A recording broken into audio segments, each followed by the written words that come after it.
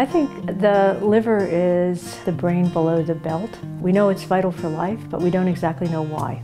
Since seeing her first patient with advanced liver disease while training at Johns Hopkins University, Mae Diehl has dedicated her career to unlocking the mysteries of the human body's heaviest organ. Today, she is an international authority on non-alcohol-related fatty liver disease and is heralded for her seminal work on liver regeneration. I was mostly studying people who had alcohol-induced fatty liver disease. Around the same time, people were beginning to talk about an alcohol-like liver disease that was apparent in people who claimed they didn't drink alcohol. With her curiosity piqued, she went to the U.S. Armed Forces Institute of Pathology in Bethesda to try to figure this out. They had accumulated a set of these biopsies from patients who claimed they didn't drink, and yet they had alcohol-like liver disease. Working with pathologist Zach Goodman, they confirmed the existence of non-alcohol fatty liver disease and set out to determine its prevalence, which initially was believed to affect 5 to 6% of the population, who tended to be obese or diabetic. And in fact, we now know it's way higher than that 25% of the population has some form of fatty liver disease. In the early 2000s as a professor of medicine at Hopkins, and then when she moved to Duke in 2004, Diehl focused her research on liver regeneration.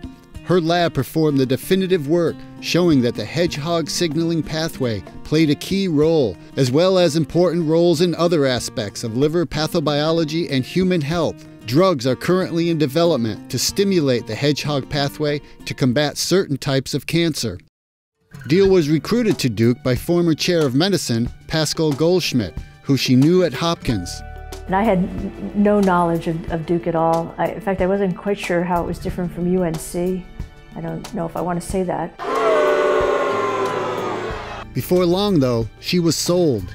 I came down and I said, whoa, who knew? The environment was very collaborative and exciting. She says her most important work at Duke is taking care of patients as a provider, as an administrative leader, and as a teacher mentor to the next generation of physicians and researchers. She is a strong role model for female students and future scientists. When I look back and I realize the number of people that I've mentored and we still have very close relationships, it's great to see how they've blossomed and gone on and developed their own careers, and it's kind of like having a big extended family.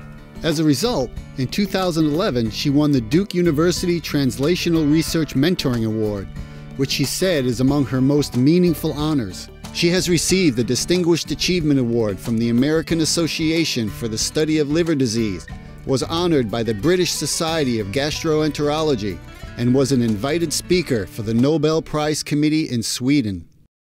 Her husband, Louis Diehl, is a Duke hematologist-oncologist. He's definitely my best friend, and we've been married for now close to 45 years. They have 2 daughters and 3 grandchildren.